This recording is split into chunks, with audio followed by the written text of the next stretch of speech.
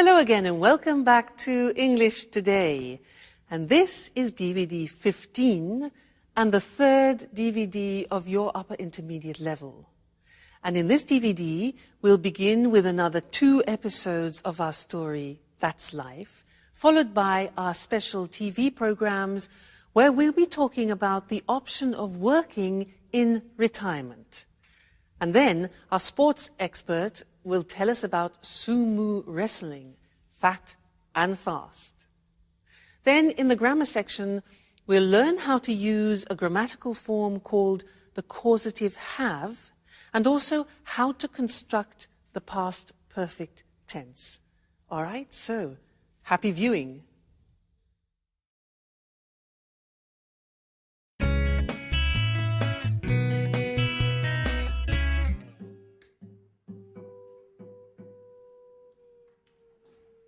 Hello?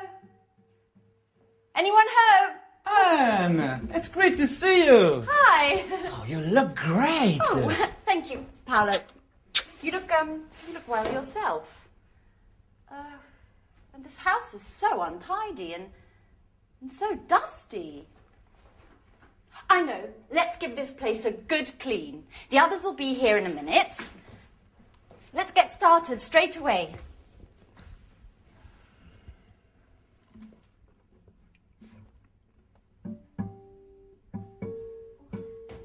Right. Before you know it, we'll have cleaned and tidied everything. You haven't changed, Anne. Cleaning, dusting, tidying. It's just like when we were at university. Can't you think of anything else? Oh, look who's talking. Always strumming away on your guitar. Come on, Paolo. Don't be lazy. Oh. Come on, let's get started.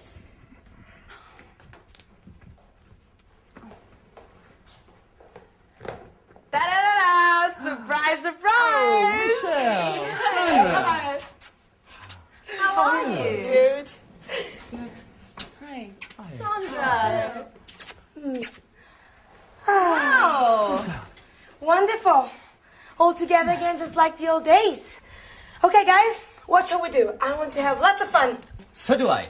Come on, Michelle, let's go for a long walk all the way down to the lake. Stop where you are. Where are you two going? Come on, Paolo, pick up that brush again. And Michelle, please, can you pick up your bag and that frightful hat? Your command, Captain. Come on, Michelle, stop playing around and give us a hand. Oh. Oh, this detergent is made by Syntax, the American multinational that makes household cleaning products. I refuse to use this product. You know I hate multinationals. But it's just all detergents are made by multinationals. How are you supposed to clean a house if you refuse to use them? You guessed right. I never do any cleaning. My flatmates look after that.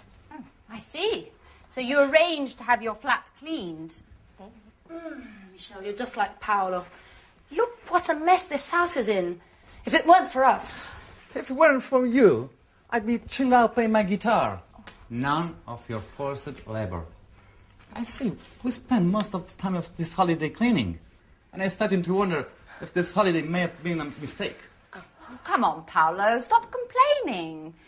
You'll be happy to see this place all spick and span. Sandra, I've already dusted that. Oh, really? Yes. Are you sure you cleaned it properly? Because it doesn't look very clean to me.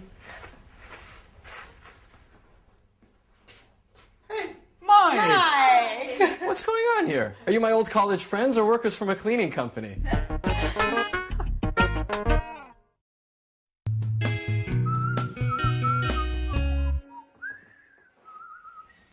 Come on, put away those brooms and detergents and let's toast the good old days. But Sarah's not here yet. That's odd. She should be here by now. She said she'd be here just after lunch. That's right. And she's the one who organized this reunion. Am I wrong? Or are you talking about me? Oh, Sarah, at last! Oh, don't get up. So, everybody ready for the toast? Yeah. Well, actually, I'm really tired. I need to lie down. Oh, Sarah, don't be a spoil sport. We have been waiting for you. Come on, ladies!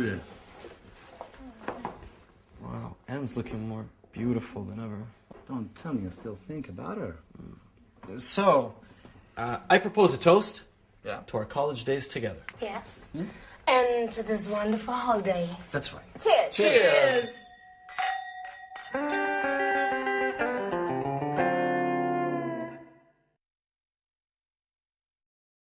Hi again, and welcome back to your live TV program to learn some more English language.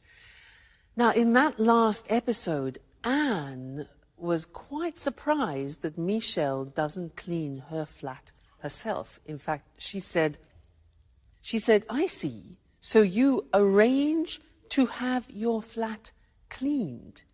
To have your flat cleaned. Now, that means that somebody else cleans the flat for Michelle.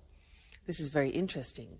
Well, in fact, that's what I do too. I don't clean my flat myself. Somebody cleans it for me. So I have my flat cleaned every 2 weeks. Now, this is an interesting grammatical form because we use it when we talk about services. We talk about other people who offer us services. Let me give you another example. Hair. I don't cut my hair myself. It's too difficult. I can't do the back. So I go to the hairdressers, and that's a service. So I go to the hairdressers and they cut my hair. And I say, every month I have my hair cut.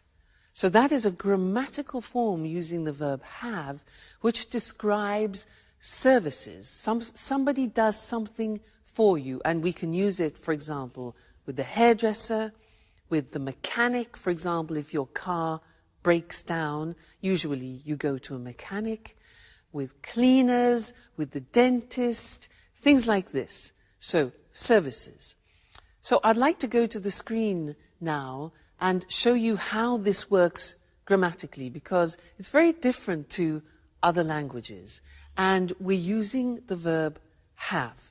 That's why it's called the causative have. Causative in the sense that it causes things to happen. All right? Let's look at the form. Have something done. So, in the present tense, you can say, every month I have my hair cut. Now notice, the verb have is in the present form because we can use this grammatical form in any tense. So we start with the verb have, then we have the object. That's important. I have my hair, and then the past participle. Okay, the object is in the middle. So every month I have my hair cut. Another example. Every year I have what? My teeth, past participle, checked. Okay, I have my teeth checked. Every year I have my kitchen painted. Do you see?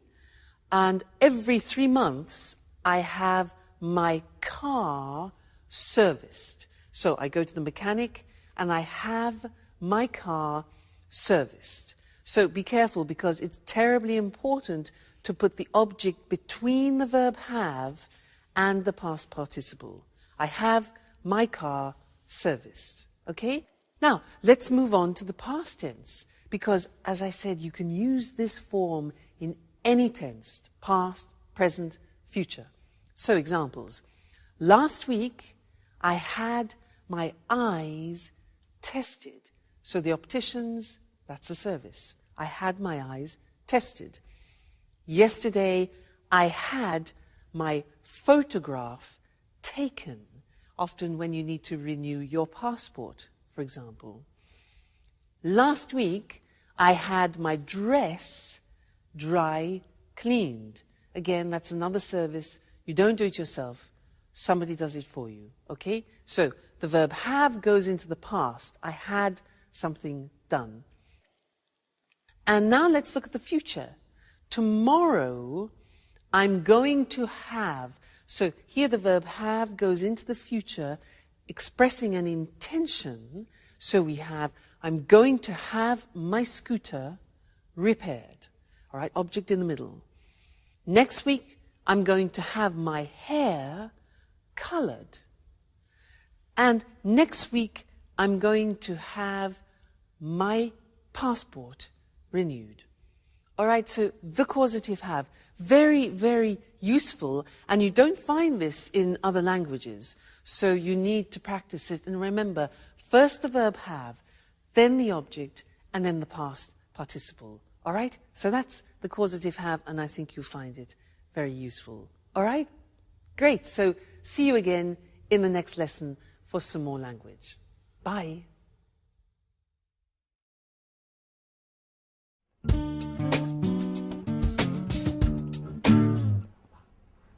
Life's hard for musicians, you know, Mike. Sample recordings, auditions, the odd performance, but never anything serious. Always waiting for the big break. You know, Paolo, I think no one has understood your talent yet. You'll see. You'll be successful one day. I certainly hope so. I need to make money somehow.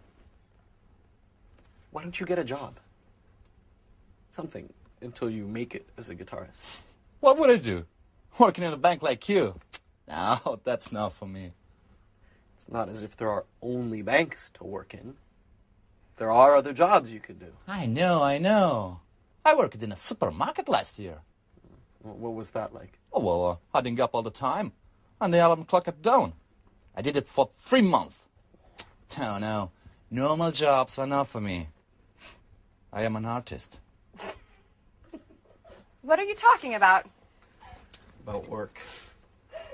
Oh, by the way, Sarah, how's your pub coming on? Just a minute. What was it called? Blue Moon? That's it.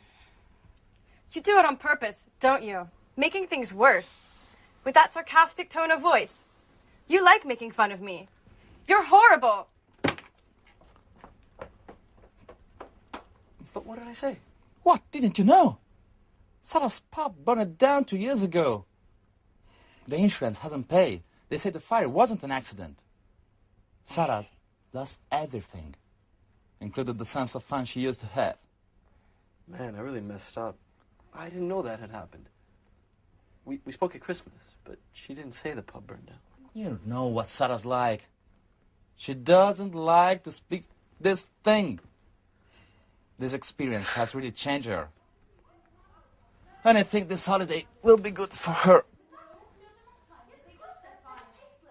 Hey, what's going on?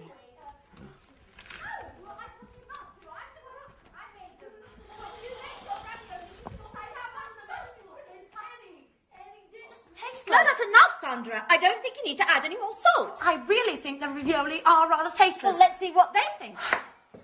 Would you like to try my ravioli? Sandra says they're tasteless. Sure. Fantastic, huh? Really good. I always said you'd make someone a great wife. See? Did you hear that? I don't think they're very tasty. I'm sorry, Anne, but my ravioli are a lot better than yours. I'm cooking tomorrow, and we'll see who's the best cook. Oh, she's always criticising. Don't take it seriously, Anne. You know what Santa's like. Competitive by nature. Oh.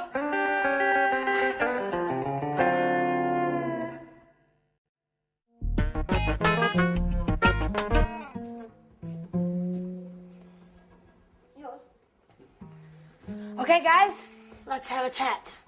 Tell me what you've been doing since we last met. Well, Paolo and I were talking about our work and our hopes for the future. Work. Let's talk about something a bit more interesting. Romances, passionate love story, things like that. Oh, you, for example, Anne. Have you got a boyfriend? Me? Well, why me?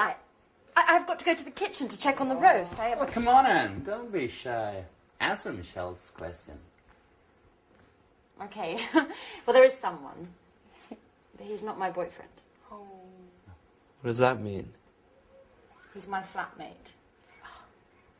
His name's Jack. And he's going out with a friend of mine called Sharon. But I still hope I have a chance. I really do like him. And I think about him all the time. Are you in love? Maybe. Yes. Yes, I think I am. Wow. I adore passion and tormented love stories. I've really got to go now and check on the roast. It'll be burning. Michelle, can you come and give me a hand? And then come and tell the others that dinner's ready.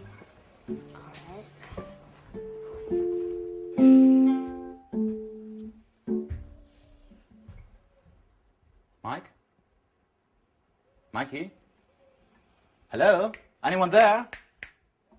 Yes, what's wrong? Oh, you tell me. You look as if... I'm finished, Paolo. I wasn't expecting this. What? I thought that... I'm stupid. What are you talking about? What do you mean?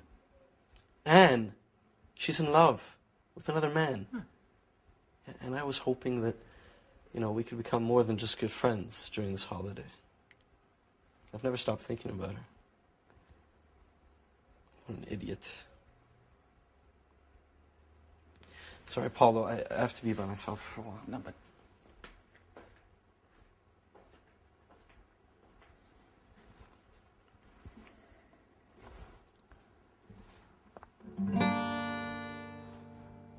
Beautiful girl with brown eyes. Oh, dusting up, dusting away. My heart sighs. My heart sighs.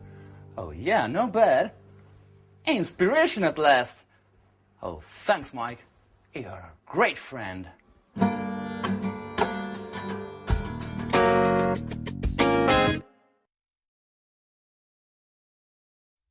Hello again to you and welcome back. In that last episode, Sarah was in a bad mood. There's always a reason why somebody's in a bad mood, and she had a good reason. Do you remember what happened? Yeah? I'll read it to you so you do remember, because it's useful for us. It introduces a new grammatical form which I want to teach you. Paolo said, when she arrived, the place had burnt down. Now, can you imagine Sarah goes to her pub and it's burnt? So he says, when she arrived, the place had burnt down.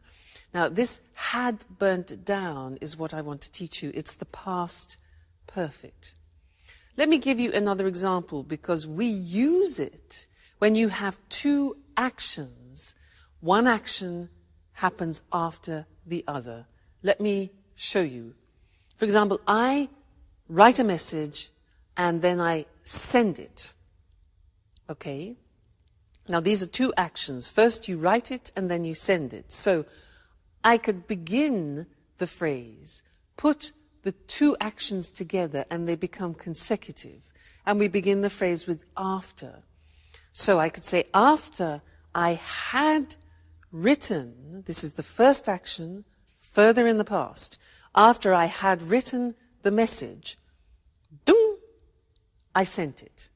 The second phrase is in the simple past. So this is what I'd like to look at with you on the screen now, the past perfect, for two actions which happen at different times in the past. Now, if you look at the examples, the first one is, after I had checked my change, I left the shop. All right? So first, I check my change. Have I got enough change? Is it correct? And then I leave the shop.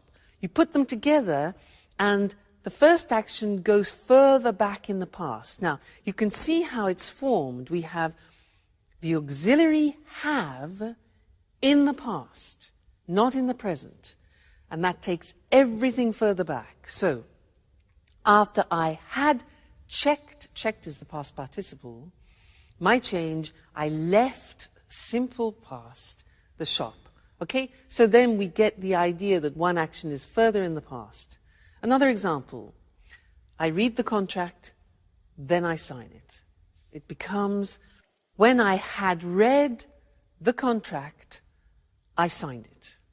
All right, so past perfect. This is important for you because we also use it in the third conditional, which we will be studying. Okay? Another example. You get in your car, you fasten your seatbelt, you drive off. All right? So, after I had fastened, past participle, my seatbelt, I drove off. And one more example. When I had tried the shoes on, I bought them. So I try them on, I buy them. When I had tried the shoes on, I bought them. A few more, they'll help you. You'll get the hang of it. After I had checked my ticket, I went to the airport. So first I check my ticket, then I go to the airport. And the last one, I read the instructions. I have a new machine, so I read the instructions and then I turn it on. So after I had read the instructions, I turned the machine on. All right, so that is a new tense. It's called the past perfect, and it's formed by putting the auxiliary have in the past tense, followed by the past participle. And this is actually very similar in many other languages. So I don't think it's going to cause any particular problems for you. All right? And we'll look at that again in the conditional form, conditional number 3. Great. So have fun and take care. Bye. Good evening, and welcome to this week's edition of Let's Talk. In the studio with me, as always, are our commentators, Marie and Tom. Good evening, everyone. Good evening. I'd like to start our discussion this evening with some personal questions. How old are you? Are you nearing retirement?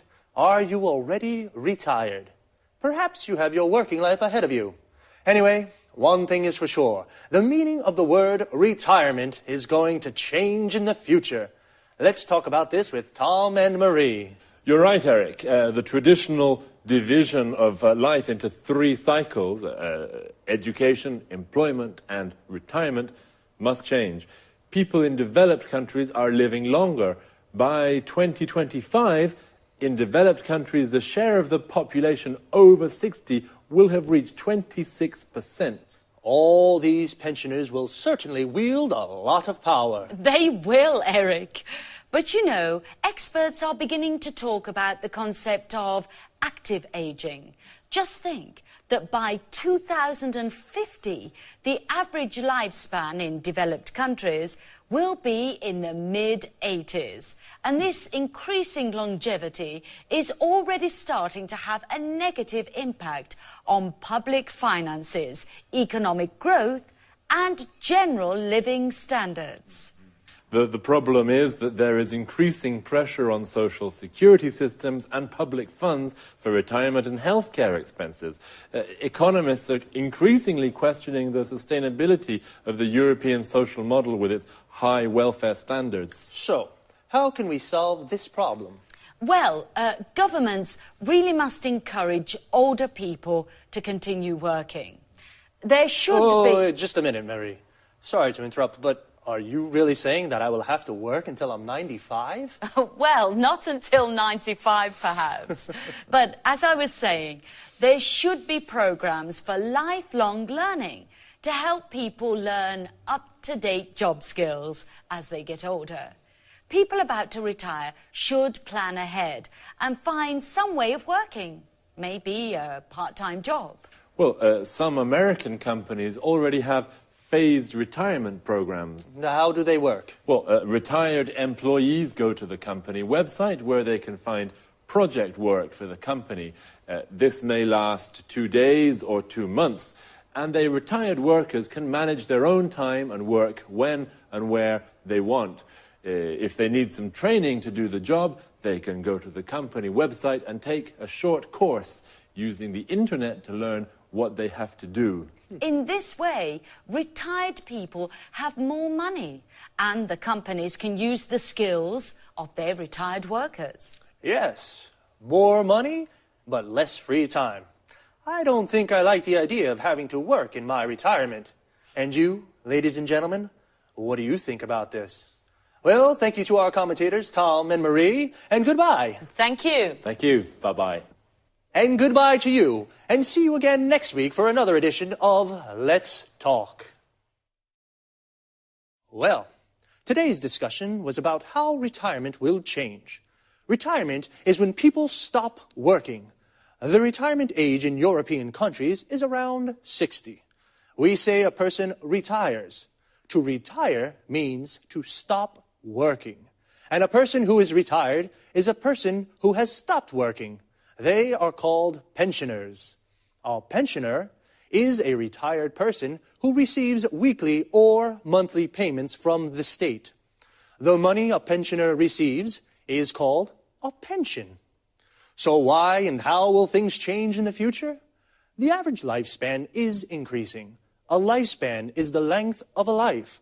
So people are living longer. We call this longevity. This increasing longevity is having a negative impact on public finances and living standards.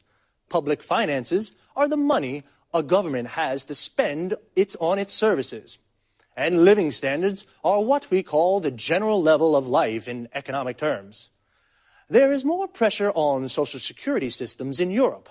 A social security system of a country is the system of a country has to support the members of its society. For example, sick, unemployed, or retired people. Economists, these are economic experts, question the sustainability of the European social model. That is, the social security systems of European countries. The sustainability means the ability to continue doing something. Because welfare standards in Europe are high, welfare is the economic assistance a government provides for people in need. So, people need to plan ahead. To plan ahead is a phrasal verb. That means to make plans about something that will happen in the future. Well, that's all from me. Take care, and I'll see you next week for another edition of Let's Talk. Good afternoon, and welcome to this week's edition of Sports Special. With me in the studio is John Forbes, our sports expert. Hello, Eric, and good afternoon to all our sports fans. Well, John, which sports are you going to talk about today? I'd like to talk about sumo. Interesting. I must say I know something about the martial arts, karate and judo, but sumo?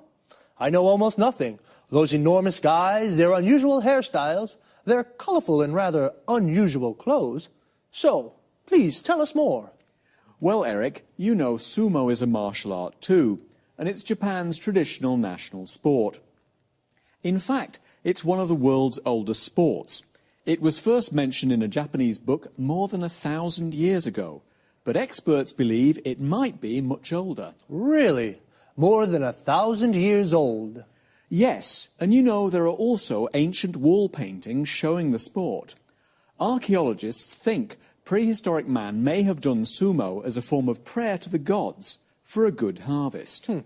I think most people in the West watch these enormous wrestlers without appreciating these ancient traditions. That's right, Eric.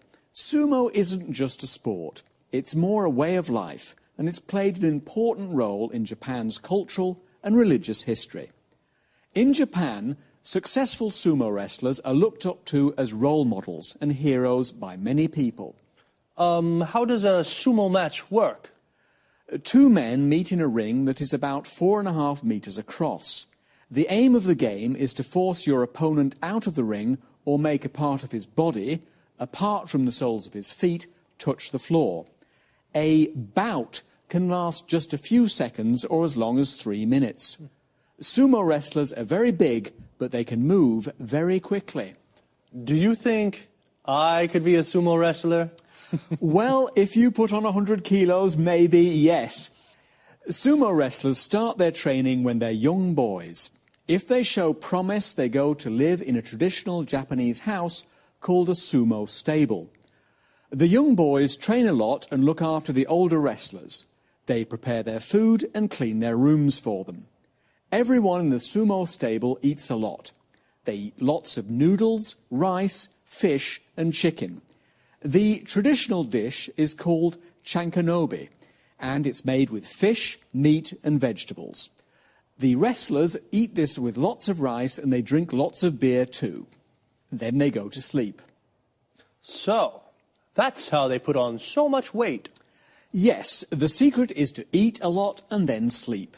This helps the wrestlers put on weight. And the wrestlers' hairstyles, where do they come from? A good question, Eric. There are lots of different ranks for sumo wrestlers. The best wrestlers are in the top rank. The style of a wrestler's hair depends on his rank. All the hairstyles come from samurai traditions. Samurai were traditional soldiers in Japan. Interesting. I guess it's difficult for a sumo wrestler to find a girlfriend? Actually, it's not that difficult, Eric. Successful wrestlers usually go out with beautiful models or pop singers. Where can you see tournaments in Japan? There are 6 grand sumo tournaments called basho every year. They take place during odd-numbered months like March or July. The basho take place in Tokyo and Osaka, Nagoya and Fukuoka. Thanks, John, for a fascinating explanation of these rather mystifying sport. We found out a lot about sumo. Thanks, John. Goodbye. And goodbye to all our sports fans. See you next week for another edition of Sports Special. So, today we found out about a martial art called sumo. A martial art is an art of self-defense without using weapons, just your body. To find out about something means to learn new information. We found out that in Japan, sumo is more than just a sport, it's a way of life. People look up to sumo wrestlers. They are heroes. To look up to someone means to respect and admire them. A sumo wrestler is a man who practices sumo. Sumo wrestlers are very fat, and they have particular hairstyles. We found out that their hairstyle depends on their rank. Notice how we say depends on something. A rank is a position on a scale. The best wrestlers are in the top rank.